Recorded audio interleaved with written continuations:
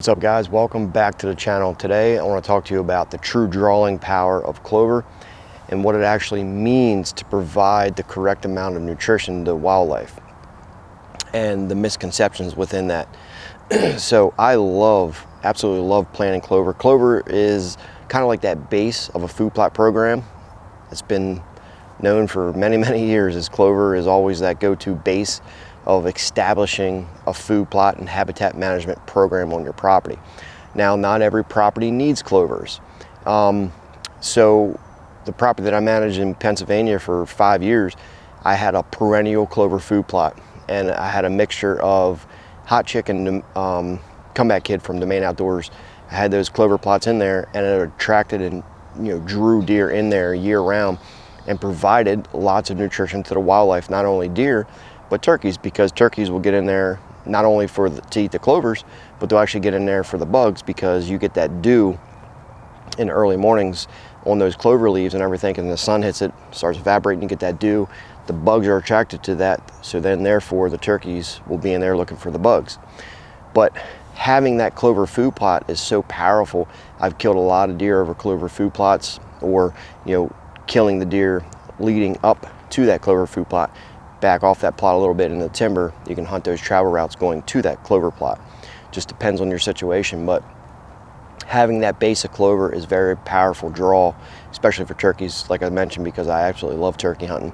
And with that said, is when you lead into the fall, say you have a perennial clover food plot, that will draw deer all the way through September, October, into the end of November. But once you start getting those really cold temperatures, it starts to lose the attraction, and it's like a light switch. They'll hit it all through the month of October and November, and all of a sudden, boom, you get cold temperatures and they don't hit it anymore. It just goes dormant and it's not palatable anymore. But then leading up into the spring, it becomes more palatable again. The deer will start hitting it. And having the misconception with this is the nutritional value of that clover, because it all stems from the soil. I've been talking about this for years now, and just because that bag of clover says it can provide 30% protein, well, that means nothing, because it depends on the soil. And I'm starting to see more and more people talk about this, and land managers and things, on the true power of soil health. Having those micronutrients in the soil, and building up your NPK levels and your organic matter levels, and having all your microorganisms and things in the soil, so it can actually provide it to that plant. Because if you just plant a seed in some soil and you don't do a soil test, you have no idea what it is, and you're not seeing the true benefit to the wildlife, because the soil isn't giving it to the plants. So there's guys, I'm hearing more and more that say, oh, no matter what you plant, you're not benefiting the wildlife. Well, yeah, when you're not doing it the proper way, and you're not fixing the soil, then yeah, you're going to see minimum results. But I promise you, if you fix the soil and put more focus into soil health, is where you'll see the biggest results to your wildlife, because you fix the soil, then the soil can give it to the plants. I'm doing some things this year with planting, and I'm going to be doing tissue analysis on plants before and after, especially when I spray micronutrients and for their feeding with the antler growing NPK Farmer's Touch. I'm going to show the difference before and after of spraying, because you'll see the digestible proteins and the mineral content double, if not triple, in the plant analysis. And again, I'm seeing more and more people do this as well, is because it's so powerful when you have soil health, so it can transfer it to the plants and then give it to the deer.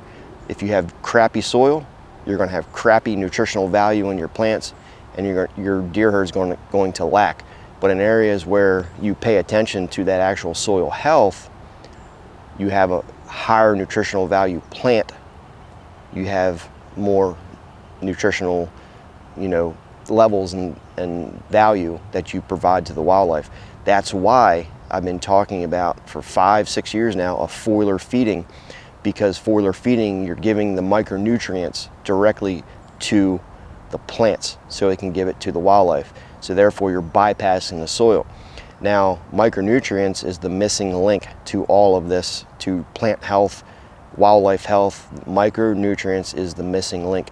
NPK is also, you know, it's very good to have, bring your levels up and things, but to really see wildlife benefit is the micronutrient levels in the soil and through the plants.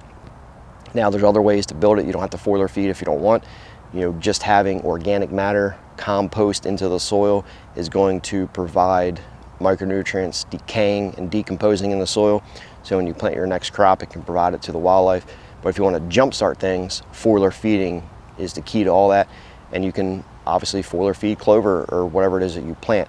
So hopefully this helps you leading into this year, you know, planting season, and you know, to see the true benefit to wildlife. Pay attention to soil health and micronutrients. Trust me, I promise you, you can do a soil test yourself. You know, ask for a micronutrient panel in that soil test. You'll see how low the levels are. It's the missing link to all of this. And you can start foliar feeding. You can do plant tissue analysis tests, and that'll show you even further. So any questions, leave a comment down below. Give the video a thumbs up, subscribe if you guys are new. I'll see you guys on the next video. Thanks for watching this video, guys. If you want more information on food plots, soil samples, and habitat management, click this video right here on the screen. Thanks for watching. Subscribe if you guys are new.